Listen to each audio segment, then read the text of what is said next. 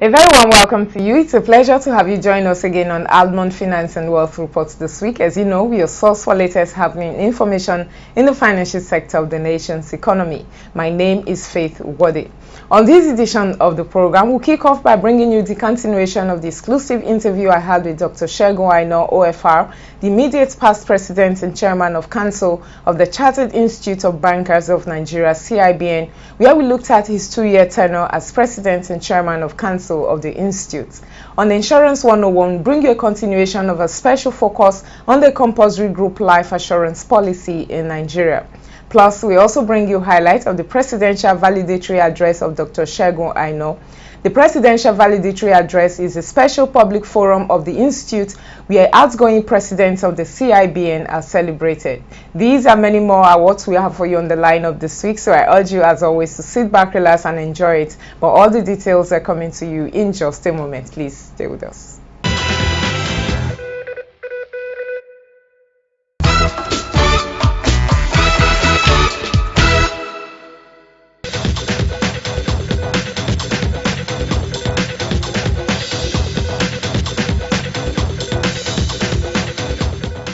Okay, sorry, would you say today that the CIBN is satisfied with the level of professionalism and good corporate governance in the banking industry?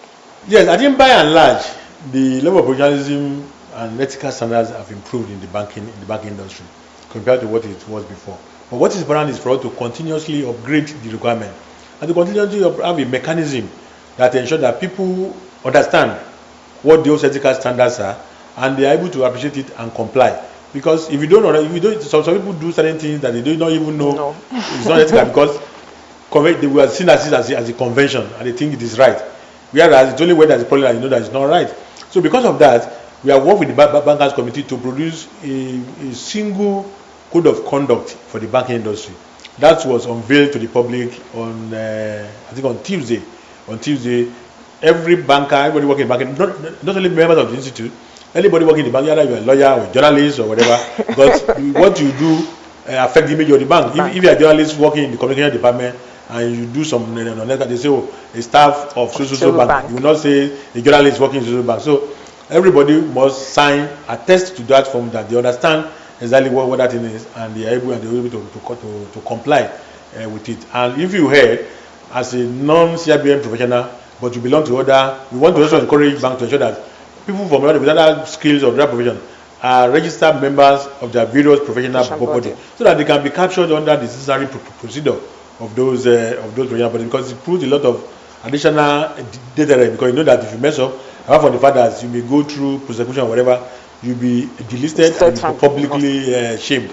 So we believe that, and then every bank is expected to ensure that those code of conduct are brought to the fore every time they have training programs so that people will be constantly updated in terms of what is required. We believe that with that, you cannot eliminate non-ethical issues, but you can reduce it to the barest minimum.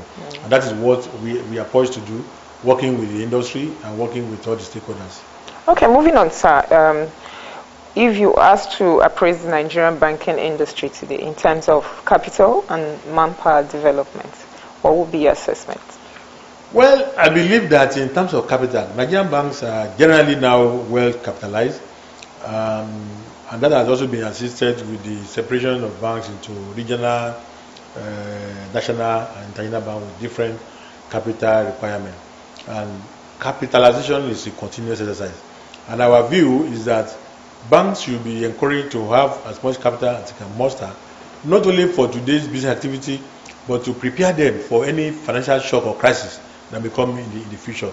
Either we like it or not, every 7 to 10 years, if you look at it historically from the 30s, every 7 to 10 years, there will always be crisis. Because banks deal in money, where there is problem, those are resolved, the deposit insurance pay people, or government pay them out. Those 2-3 years still go, but by the time they are settled, you see them again. It's not only in Nigeria, all over the world. And those are getting that. And that is why a lot of governments, particularly in Europe, are now saying that government should no longer use taxpayer money to bail out banks. So that should send a strong message to banks that they must have a way of ensuring that they prepare for a venture shock. And within the banking system themselves, they want to have some form of sinking funding or some form of arrangement whereby if there's a systemic crisis in the bank industry, they're able to muster the resources to be able to take those banks out of crisis, because the capability of various governments to come up with the quantum of money that's required. Look at what we did, AMCON, and the kind of issues that generated within our economy. We should not allow that to happen. We cannot stop crisis from happening, but how those crises are resolved is what is important. So I believe that capitalization is okay as it is today, but even for international banks, the capital base is supposed to be 25 billion, but we have banks now who have hundreds of billions capital. So they have positioned themselves, and we hope that banks will not take undue risk that will cause crisis for them. Because no matter what, when you are a bank, you have to have some bad loans, and so that's the nature of banking. But those bank loans should not take a significant part of your portfolio, otherwise it could lead to your demise. What is banking, after all? It's a financial intermediation process whereby people that don't have need for their money put it in the bank in form of deposit and savings, and then you lend it to people who have the need. Who have the need. You pay interest to this person at X, and you charge interest from the other person X plus 2 or X plus 3, and you make your profit that you use to run your operational expenses, and also profit for your fortunately or unfortunately, all banks now are owned by private shareholders who are looking for your good dividend. Unlike those days when banks were largely owned by government who do not really care for dividend. That's why you have the competition that we have today in the banking industry.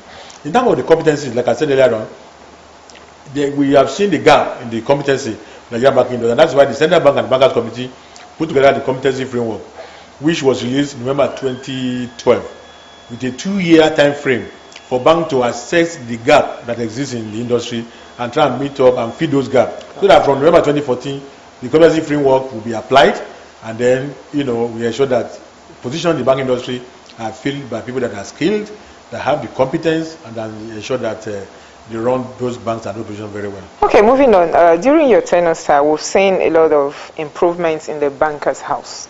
What inspired that? Yes, this building was built by our forefathers. A lot of them spend their money for the institute are doing those. Today, the president of the institute has a lot of privileges and so, but in those days, the founding fathers have to spend their own resources to be able to get this done. They have to use their connection, in getting support for the industry. Even the president at the time that they built this at Alhaji Otiti, who got this land at that time, he had to get Kappa and Dabato also, who built this place, to do it at a extremely low cost. They had to tell him, we don't have money. And I'm told, I can't remember exactly, I'm told that this building was built for about maybe 10 million or so at the time. I'm not sure that's figure. So, but the point I'm trying to make is that he was able to use the position at Deputy Governor of Central Bank to negotiate for the best interest of the institute, and making sure that Kappa and Dabalo get an amount that was unbelievable in terms of how this place has been built.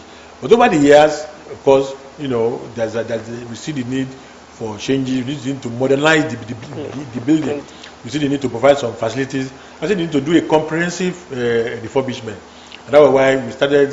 And when we are changing the image of your institution, when we are changing the face of your institution, because we are also doing a lot of reorganization in terms of, I told you about the learning process, technology learning process. We talk about rebranding ourselves in terms of how people see us, our stationery, and so on and so forth. We are rebranding ourselves in terms of what we do and how we do it. We are updating our institute to be ranked among the best. The physical environment is key, because you can't have an environment that is dowdy and not appealing, and then you are now saying you are a modern day. So we had to necessarily do comprehensive refurbishment. That's why we did it in phases. We did the first phase, went on very well. We started the first phase, which has now been concluded. The third and last phase will start sometime later in the year. So by the end of the year, we will see a brand new banker's house, which should, for instance, the auditorium that we just refurbished and revamped. We used to rent it out, to get money to maintain it and so forth. But I'm told that a lot of embassies have come and say, oh, this is the kind of place we want to do our activity, particularly the American embassy. They come and say they want to build, and that again has repositioned the way the institute, is seen, and that's very, very important, because the way people look at you, the way people see you or think you are, is better than the way you are really. So that is what is very, very important. That's what has motivated us. We're happy that it came out very, very, very well. Even the external something where we change the painting, everybody say, "Wow, this big." But some people said they were even past the building before they knew that because they thought it's a new building, and they said, "Where is the CIBN building?" So we're happy that we got the cooperation of our founding fathers, our past president, our council members, office holders, to do that major, rehabilitation, spending the money that have accrued in the development fund. But we know that we will ensure that those monies, in fact, we even ensure that because from our surpluses that we have made in the last 2 years, more than enough to take care of the money that we have spent. Apart from the fact that the floors that are rented out will attract higher rent. So for me, it's an investment. It's not a cost. It's an investment for the future, and it's already paying off. Besides the banker's house, so you are always looking at investment opportunities. Yes, indeed.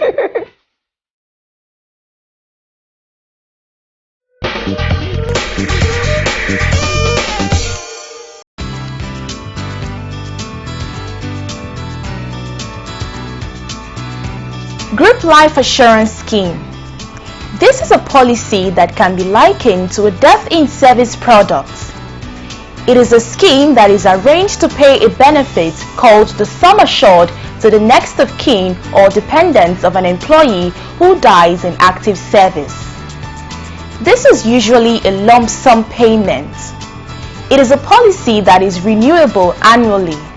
Under the policy, total annual emolument is defined as the basic salary, transport, and housing allowances, and shall not include bonuses, overtime, directors' fees, or other fluctuating emoluments.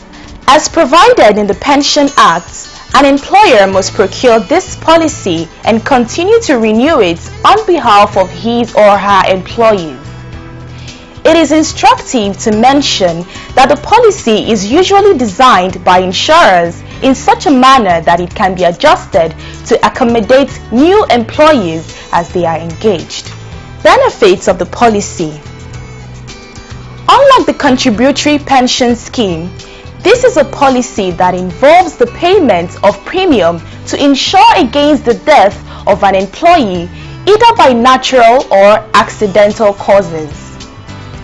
It is wholly paid for by the employer and enjoyed by the employee. The policy can also provide for accidents at work that results in permanent disability, as well as cover for burial expenses by way of extension to the policy. It therefore demonstrates to employees that the employer places a great premium on their lives and contributions to the development of the organization. Since it is statutorily required, employers who procure the policy would also enjoy tax exemptions. Apart from employees working in an organization, club members, associations, town meetings, as well as 5 family members can come together to arrange the group life assurance policy. Under the scheme, an employee who is aged 30 with an annual emolument of 780,000 naira will be required to pay a premium of 6,084 naira. The death benefit is 2,340,000 naira. More so, an employee who is aged 43 with an annual emolument of 3.6 million naira will pay a premium of 45,252 naira with a death benefit of 10.8 million naira.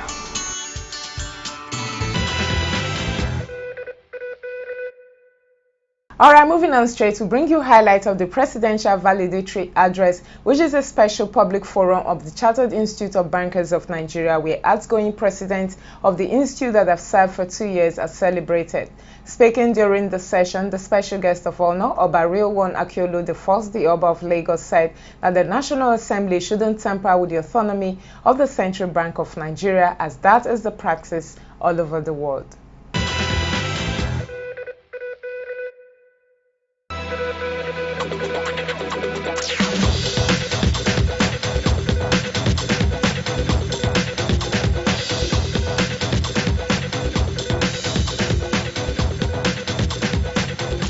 The Chartered Institute of Bankers of Nigeria, CIBN, was incorporated as a company limited by guarantee in 1976.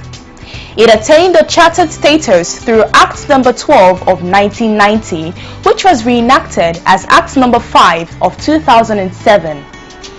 Part of its statutory responsibilities is to determine the standards of knowledge and skills to be attained by persons seeking to become members of the banking profession in Nigeria.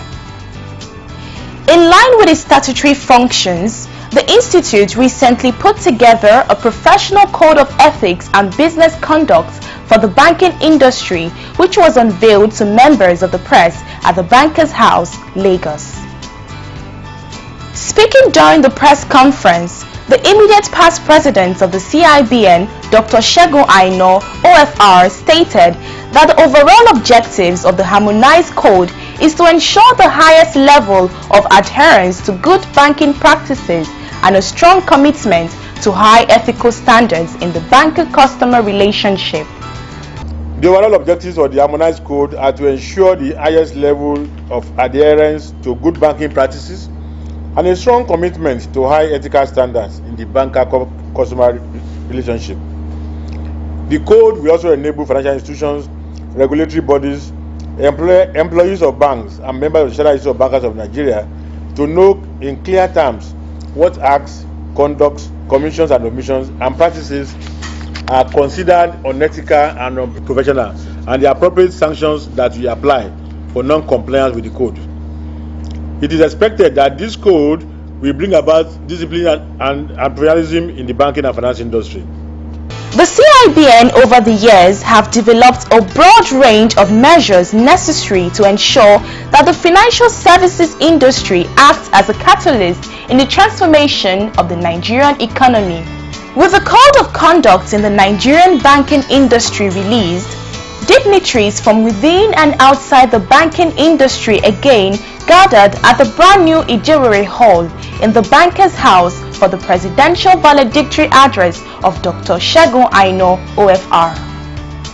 The presidential valedictory address is a biannual program of the CIBN where outgoing presidents who have served the institute for 2 years are celebrated. The valedictory address is also in line with the CIBN Public Enlightenment Program. As such, the outgoing president is allowed to choose any topic of his choice for discussion. This year, Dr. Segun Aina chose the topic Banking and Bankers, Looking Back, Looking Ahead. In attendance were Otumba Dr. Michael Shubomi Balogun, CON, founder, First City Group, Oba Rilwan Akiolu, the Oba of Lagos, Commissioner for Labour and Trade, Ekiti State, Honorable Debo Ajayi, and a host of others. Welcoming guests to the Bankers House, the Vice President, now President of the CIBN, Otumba Mrs. Debola Oshibogun, said that the banking industry has become a relevant player in the global financial services landscape. The Nigerian banking industry has evolved over the past years to the current status, where the industry is becoming a very relevant player in the global financial services landscape.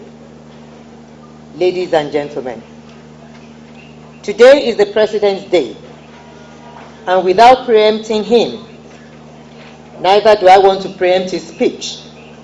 My assignment here is only to say welcome to you all, and I do not intend to do more than that. Dr. Segun Aina will later take us through his paper. Once again, accept our warmest regards, and you are all welcome to the Bankers House. Giving his goodwill message, Oba Rilwan Akiolu reiterated that the National Assembly should not tamper with the autonomy of the Central Bank of Nigeria, as that is the practice all over the world. On a serious note, I will appeal to the National Assembly. They should never tamper with the independence of Central Bank of Nigeria. That is the practice all over the world. And that was why I was very happy when my good son Godwin made one statement if that is the practice all over the world, he would like to keep to it. God Almighty Allah will be with him and give him a very, very successful tenure in Central Bank. He's a gentleman to the core. And what is on the ground is only God who can solve it. I will tell you the truth. I have intervened at the highest level, God knows. But God knows the best. Others who gave goodwill messages were Otumba Shubomi Balogun, Chairman, First City Group; Dr. Michael Adebiyi, who represented the acting governor of the CBN, Dr. Mrs. Sarah Alade. The banking sector in Nigeria has grown tremendously in the last decades. The sector today has become the delight for the establishment of branches of multinational banks and direct foreign investment in Nigerian banks. Delivering his valedictory topic, Banking and Bankers, Looking Back, Looking Ahead, Dr. Aino took his audience through the early days of the banking industry when most of the operations were carried out manually. When I started banking, everything was manual. Waste sheets, adding machine, typewriter, then NCR machine. I was so good then at the NCR machine. Anybody working in the banking industry today must be technology savvy, otherwise you won't be able to make it. And that's before there were only 17 banks with 43 branches serving the population of 63 million Nigerians. Today we have 21 banks with 5,200 branches serving 170 million Nigerians. And apart from the 5,000 branches that we have, we now have over 25,000 ATM machines. And those ATM machines will be used regarded as branches. And I see each of my partners and I see a lot of queue in the ATM machine. I say, wow. So we have been losing things, over the years. Not everybody now prefers to go to the ATM machine to do their banking rather than go to the banking of. The 2-year tenure of Dr. Aino as President and Chairman of Council of the CIBN was very productive, as the Institute signed linkage program with over 25 institutions within and outside Nigeria. As expected, encomium poured in for the result-oriented Segun Aino. Leading the pack was Malam Bello Masido, GMD CEO, FBN Holdings; Mr. Jubril Ako, MD CEO, Ecobank PLC; Mr. Tunde Lemo, former Deputy Governor, CBN, and a host of others. In his remarks, Malam Masido described Dr. Aino as a man of vision. For me, seeing the major transformations that have taken place in the last 2 years, marking the tenure of Dr. Segun Aino, truly I have not been surprised. Because as far back as 24 years ago, I had the honor of actually working with Dr. Segun Aino at Ecobank Nigeria PLC. In fact, Mr. Aino was the person who was responsible for bringing me into the banking industry.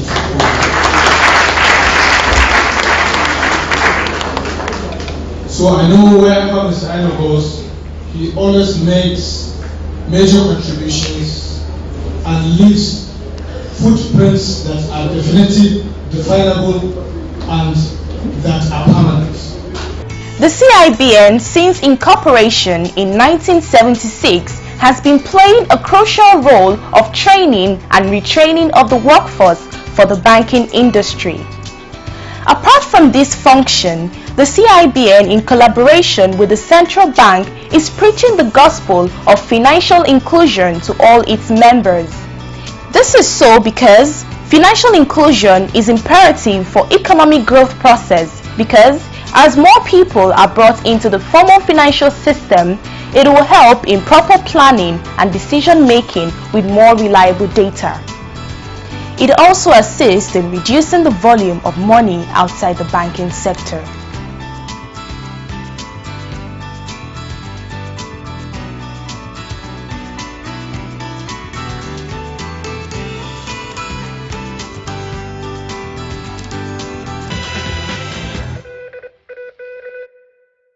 Alright, that's the time on this edition of the program. I do hope you thoroughly enjoyed it. Like I always say here, for comments, questions, observations, do feel free to get in touch with us on 017763981 or 08033357879, or better still, send us an email, almond4xx@yahoo.com or almondproduction@gmail.com. You can also visit us on our website, www.almondreports.com.